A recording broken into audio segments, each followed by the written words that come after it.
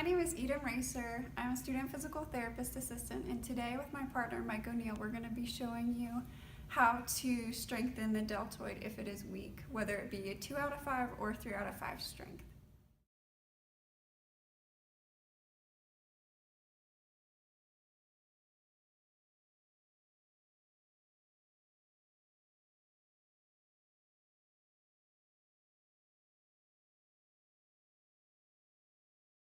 Hey everybody, my name is Mike O'Neill. I'm a student physical therapist assistant here at Carroll Community College as well.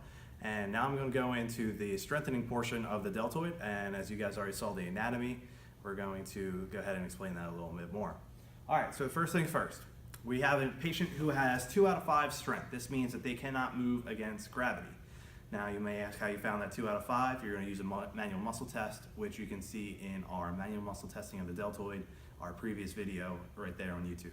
All right, so next thing, we're going to have the patient lay supine, and their palm is going to be facing the ceiling, hand down next to their side, and they're going to move into abduction to about 90 degrees, and then back down, just like that. So you say, okay, now they're progressing a little bit, they're able to tolerate that motion pretty well, and they're fairly strong. We can go head back into supine. However, we're going to utilize a TheraBand at the same time. You can have that go around their foot, kind of have this wrapped around so it's just taut enough, like so. Thumb is still going to be up, palm still facing the ceiling. They're going to then move through that motion just like that, just as they did before. However, now the tension that came from the TheraBand is going to allow the muscle to be strengthened at the same time. So now they've progressed from a 2 out of 5 up to a 3 out of 5. You can have the patient now sit and have their arm to the side. Once again, now thumb is going to be facing the ceiling once they get up, and the motion is going to look just like that. A couple things to look for when they do this: make sure they have a nice posture, so tummy tucked in, shoulders back, neck back as well.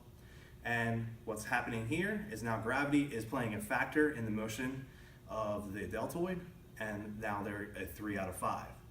So this is now progressed, and they feel like, okay, this is pretty easy.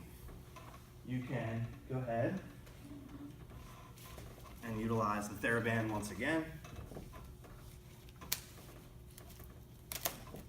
Wrap it around their foot like so. I'm terribly inflexible, I apologize. Thumb up to the sky, and just like so, into abduction. And once again, the TheraBand is adding the resistance. So one thing to look for, sometimes you might have somebody who side bends their trunk just like this.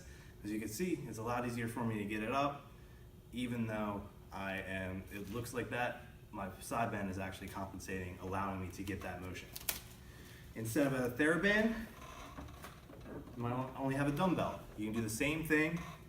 You can have the patient with their thumb up to the sky once again, into abduction, just like so.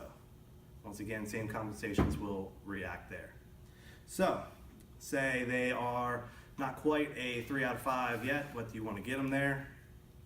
You can have them come in the sideline, or sitting, excuse me, and put them into 9 degrees of abduction and allow them to eccentric control the contraction for about a 4-second count, or what they can tolerate. The eccentric contraction was a second-class lever, giving the muscle a mechanical advantage. So, now the next thing we would like to do, something that is a little out of the box, something you don't see every day in the clinic, is the Arnold shoulder press, which isolates the deltoid as well.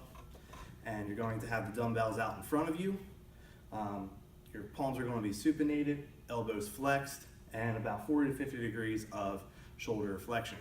You're going to first horizontally abduct, and then you're going to press up while pronating the forearms, and then you're going to supinate the forearms and horizontally adduct at the same time.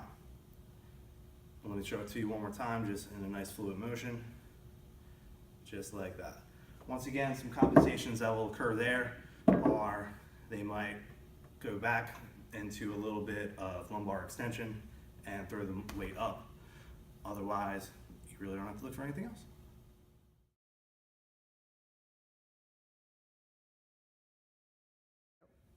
All right, so as we've just seen, we see that the deltoid's main job is to do abduction. However, it also does flexion as well as extension.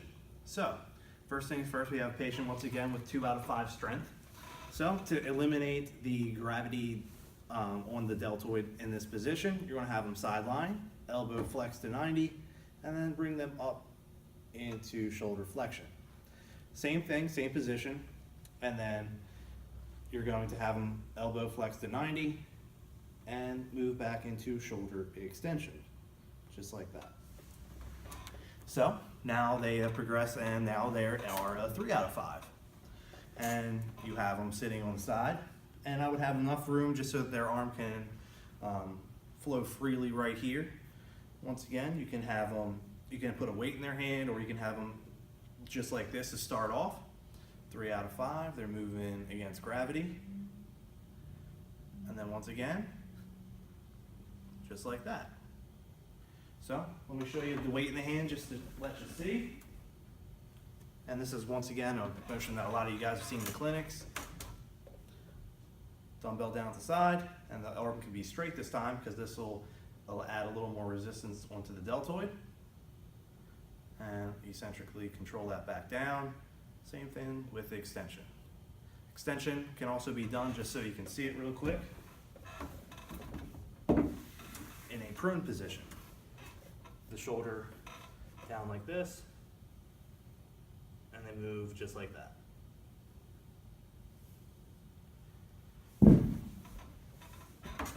So that's shoulder flexion and extension in 2 out of 5 and 3 out of 5.